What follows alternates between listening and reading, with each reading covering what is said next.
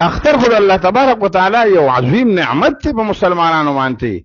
نو پکار دا دی چې موږ د الله شکر ادا کړو، داسې نه چې موږ رب العالمین خفکو. نن وګورو څومره لوی ظلم شروع دی، د اختر ورځې دي او خلک د الله نافرمانی کوي، د خلکو نه منځونه قضا کیږي، د خلکو نه د الله رب العالمین هغه احکامات ییر دي، بازارونه ډک دي، بدنظرۍ پې کیږي.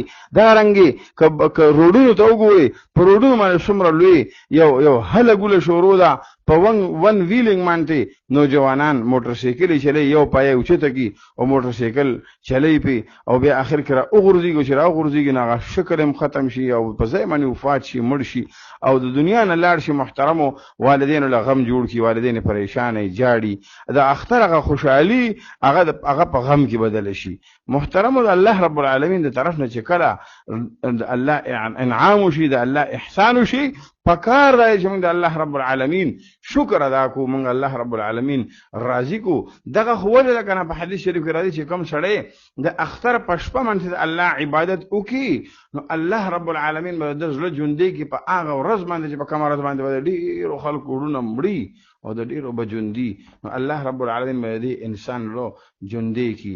زما محترمو چې کله د الله رب العالمین د طرف نه احسان او انعام وشي، نو پکار دی د مسلمان شان دا دی چې د الله د بس د پریوزي د الله رب العالمین شکر ادا کی او داسې اعمال دی وکي او داسې کارونه دی وکي چې باغې باندې نه الله رضا شي.